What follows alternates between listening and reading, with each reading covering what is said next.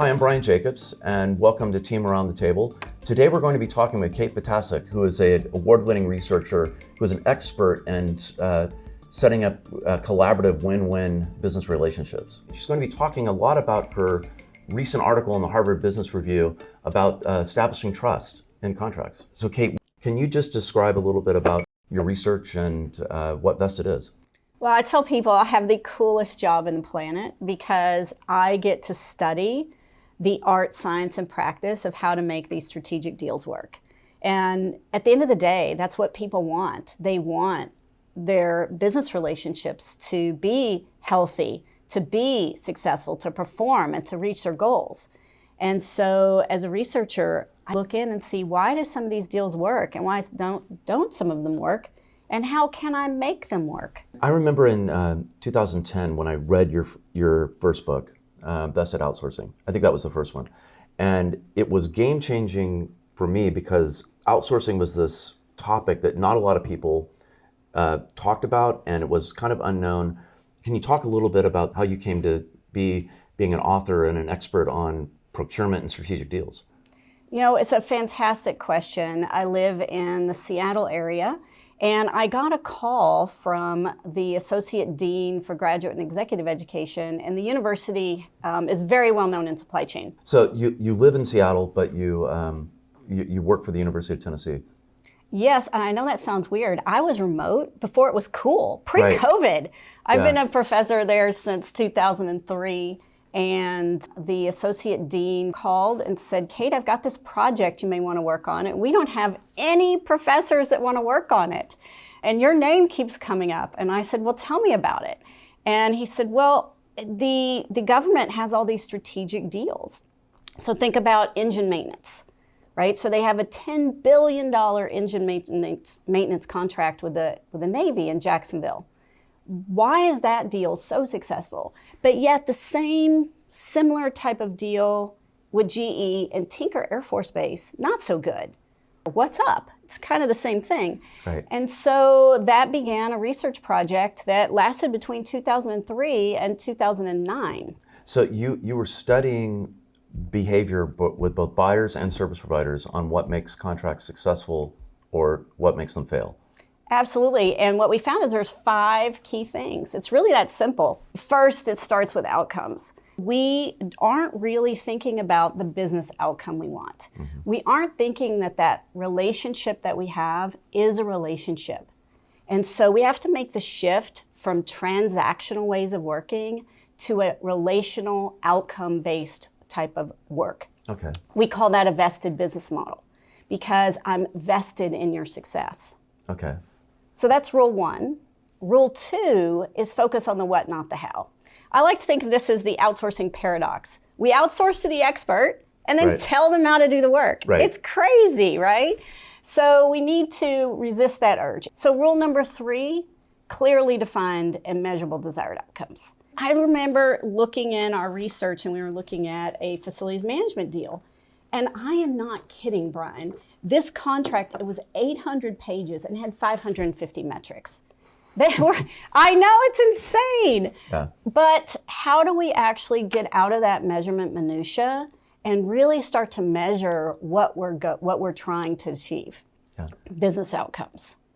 Now the 4th rule is money, and this one's the hard one. So instead of having transactional money, I pay you per unit, per person, per hour, per shipment, per mile. I get a commission on the transaction. We create a pricing model with incentives that optimize the parties to work together to solve the business outcomes. Think of it as grow the pie, share the pie. We win together, we lose together. And then the 5th rule is around governance. So I use rule 1 to 4 to craft the agreement, the vested agreement. Okay. I use rule 5, insight versus oversight, governance, to manage the relationship. Okay. And that seems counterintuitive to the way a lot of buyers think they need to manage suppliers, right? The insight versus oversight. Yes, absolutely. Well, actually, all of the rules, people say, well, it's a paradigm shift. Right. Because we are so ingrained into transactional ways of working. That's what we've done for decades. Right. So a lot of your research and a lot of your literature talks about game theory and applying it to big contracts. Can you just kind of explain for people listening kind of what that means and what the key idea is behind that? Yeah, so game theory, if you boil it down to a simple, in its simplest form, you have two decisions. You can command or you can cooperate. The prisoner's dilemma. And so mathematically and statistically, game theorists have studied and proven that when we consciously choose to cooperate, we actually outperform when I compete. So why am I competing against you? Why am I playing against you? Let's collaborate and beat the market. Right. Because when we do that, we can create value. When we create value, we can share value. So vested, you talk a lot about having the right relationship between service provider and buyer to get those business outcomes over a long period of time. These strategic deals that you've studied are multi-year, very large contracts. What are the things that enable those contracts to be successful? Well, you have to choose to trust. Okay. So trust is essential. We know this, Stephen Covey's book, The Speed of Trust. Right. Lots of Nobel Prize winning research has been done on trust. And so we often don't realize that the behaviors that we do undermine trust. Think about negotiations and the tactics that we have when we negotiate. Right. Good cop, bad cop, stonewalling. The best alternative to a negotiating agreement, right? You withhold your BATNA. I'm not going to share with you my walk away. You might take advantage of me. But transparency is a beautiful thing. Right. And so choosing to trust, choosing to be transparent allows us to look at these relationships and optimize for the business outcomes instead of just buying and selling. So Kate, you have an article in the Harvard Business Review about trust. Can you talk a little bit about that?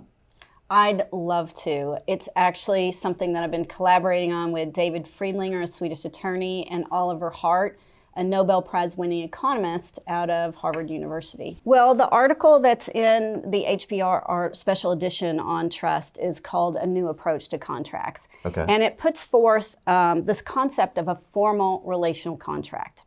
Okay. And so many times, we have this contract, but we say strategic partner, we say we want a relationship, but then we turn around and our contract doesn't say that. It's very transactional. Right. They're written by lawyers, and lawyers' jobs are to find problems. Exactly. And to manage the worst case scenario. That's right. And so, for example, let's take risk. And we talked about transparency. Right. So I want to know those risks. Let's put them all in the center of the table. Let's be as transparent as we can. And now let's allocate the risk. Which ones are best for you to take? Which ones are best for me to take? Which ones are uncontrollable? Right. Which ones should we insure for?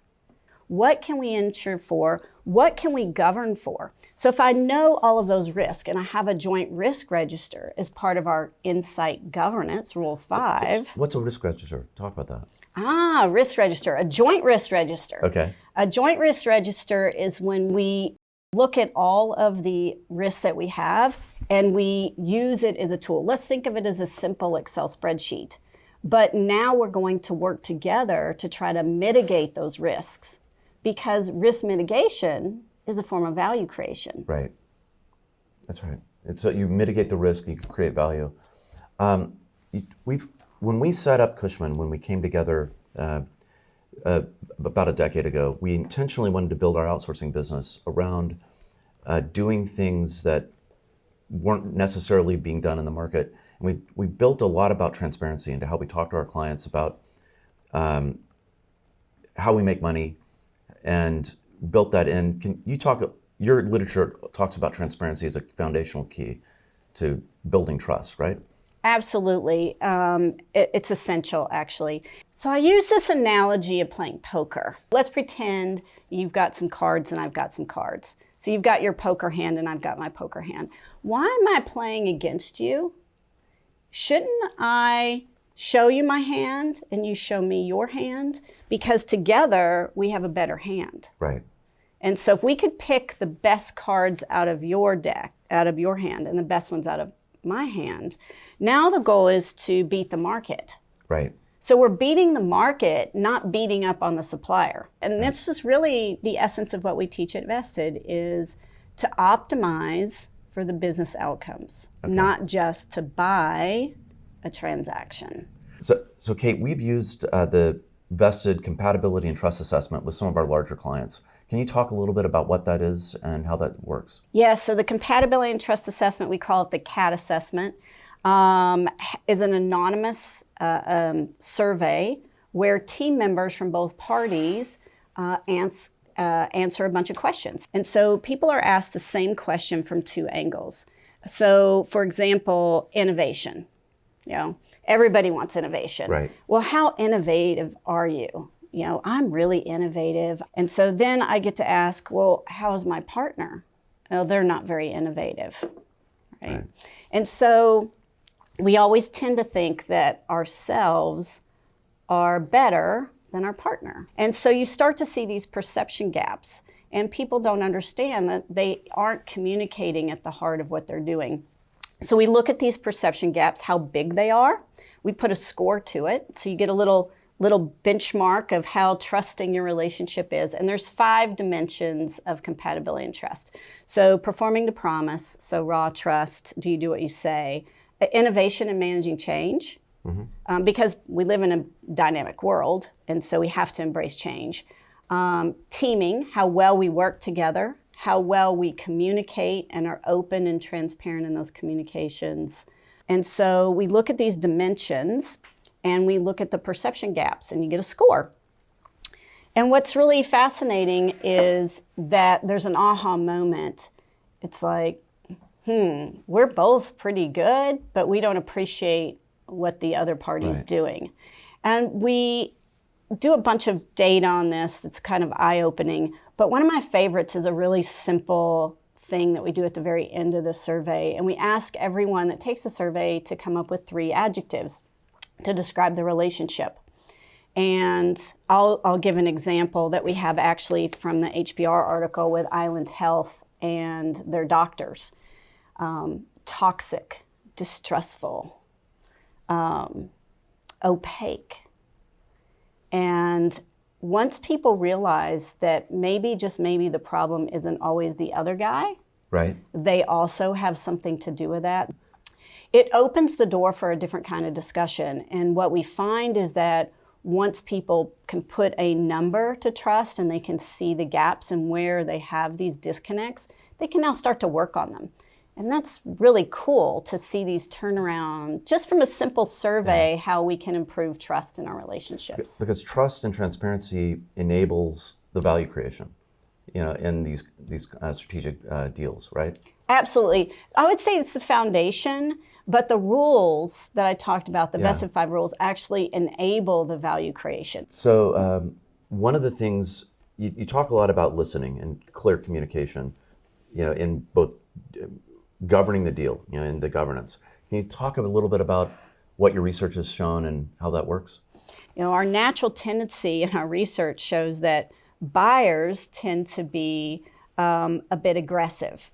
And so, you, dear service provider, you didn't do a good job. Right. And we don't slow down and do the root cause analysis to think maybe, just maybe, there was an input to the supplier that had an issue. Microsoft did this as in one of our case studies. 50% of all of the supplier issues actually came from an input issue on the buyer side. Interesting. Arizona State's done some deep dive research in this particular industry. I think it was something like 93%. It's construction. 93% of all issues that a supplier has stem from something upstream. So we're not looking at the end-to-end supply chain, not jump to conclusions, it's your fault. Right. Now, if buyers are aggressive, suppliers' natural tendency is to be passive aggressive. Right. They beat me up, right? Well, I don't like that. And so I may just leave your account. Right. You're not a fun account to be on. And you wonder why the A team turns into the B team or the C team. It's not that the supplier is necessarily bad, it's that your account has a reputation of not being fun to work with. Right, you can't attract talent to a bad account. Exactly. As a service provider, you can't get people, that your top talent won't go work for a bad client. Exactly. And think about this, how this links to flexibility, right? Because we live in a dynamic world. And so if I've created a rigid contract and I've put you in a box to do what is in the box, but then we ask you to think outside of the box, or COVID hits, or we have a new issue, or some new strategy change, we have to look at flexibility. Right. So a vested agreement, a formal relational contract is a flexible contract framework. How can service providers enable the paradigm shift? So service providers who value transparency is a key pillar. Not all service providers like transparency. You have to have a supplier that's capable. Right. And I think if you do your due diligence, you'll find that there's lots of capable suppliers. Right. The difference is that cultural fit, the willingness to be transparent and have that open, transparent communication, the willingness to be flexible, embrace change, innovate. Right. Right? The willingness to work in a team environment. Okay. Right? So to be highly collaborative. And so cultural fit is important, and the compatibility and trust assessment helps us measure that cultural fit and to see, one, do I have cultural fit? And if I do have cultural fit, why do I have perception gaps? So what do buyers need to do differently? The buyers need to educate themselves on the various types of sourcing business models, that a transaction-based model isn't always the right fit. We know how to do a transaction. We need to learn how to deliver on business outcomes in a dynamic world. And that's contracting a new economy. So how does the real estate and facility management industry measure up? Well, I would say the facilities management side is definitely getting there. The real estate side, haven't cracked that nut yet. And actually, maybe y'all will be the first one. Yeah. But think about it. What do you call the real estate side? A transaction. Right. It's a deal. It's a deal. And the economics, how do we pay for those transactions? Very much commission per transaction. We have to break that model. And so I think the only way we're going to solve that is by working together in a highly collaborative, transparent partnership way to address how we're going to optimize managing the glut of inventory. Because you might have the wrong incentives. The business model might not be rewarding the behavior that's necessary Absolutely. to solve the problem. Absolutely. Yeah. They do not buy and measure and pay for outcomes. Interesting. Yeah. And so paying for outcomes, how do you make money on an outcome? Isn't that squishy and soft? So that's rule 4, which Okay. is a pricing model with Okay. incentives that optimize for the business outcomes. And so the first thing you have to do is actually go back to rule 1, which is define your outcomes. Right. But there's some tenets or principles, design principles of how we look at the pricing model. 1 is transparency. 2 is linking the incentives to the business outcome. So instead of having the profit be in the transaction, we're going to break that. We're going to have the cost is the cost is the cost. So I have to cover the cost, but the profit of the service provider is going to be linked to the business outcome. So the service provider makes money when they create value rather than they get paid for just activity. Absolutely. And that's where we get the term vested from. One of the things I've heard you talk about, which I've always liked, you told the story about the rats in Vietnam and as an example of perverse incentives. Yeah, so the rat example is a great one. So when the French government took over Hanoi, the city was dirty, yucky, had lots of rats. And so the French, being the French, said, I want to clean this city up. So they created a bounty. So if any citizen brought in a dead rat, they would get a bonus. Right. Well, people are smart, and they began to breed rats, kill them, and bring them in. Our world is full of these perverse incentives that we don't realize that we have. Yeah. And so part of what we do when we help people rethink or make this paradigm shift is to look at how they make money and look at where they're going and see that connection, that the money isn't aligned to the end goal. Yeah. So what are the red flags when it comes to compatibility and trust between service providers and buyers? Yes. So I would go back and first challenge the buyer, which sourcing business model are you using? Okay. Are you really buying a commodity? Then behaviors don't really matter. Right. But as you shift up and you need flexibility, you want to mitigate risk, you want transformation, innovation, problem solving, then cultural fit becomes very, very important. If I'm like to be transparent and you don't, it's going to be a mismatch. If I like change and innovation and you don't, it's going to be a mismatch. What about arrogance? Oh, On both sides? absolutely. Moving away from selling to solutioning. Okay. You're not actively listening and communicating if you're selling. Right. Shut up and listen to my problem Yeah. so we can solution the best way. Right. Versus you come in and like, here's the perfect way. Right. And you haven't listened or diagnosed the problem. What's new today that has changed since you started the work? Oh gosh, I like to think of it as, this little, like, think about vested in the 5 rules being my hand, or being the head of a starfish, the body of a starfish. And so the starfish just keeps growing little legs and it gets stronger and stronger. So for example, the compatibility and trust assessment is an offshoot of how do we measure trust. Okay. One of the areas that's an offshoot is what we call a request for partner process. So the Canadian government came to us and said, I really like the idea of vested, but by law, in certain areas, we can't justify a sole source. And so we worked with them and developed what we now call request for partner process. Today we have 7 books, and I'm working on an 8th. Ironically, my 8th book is going to be published by the American Bar Association, and it's on conflict prevention.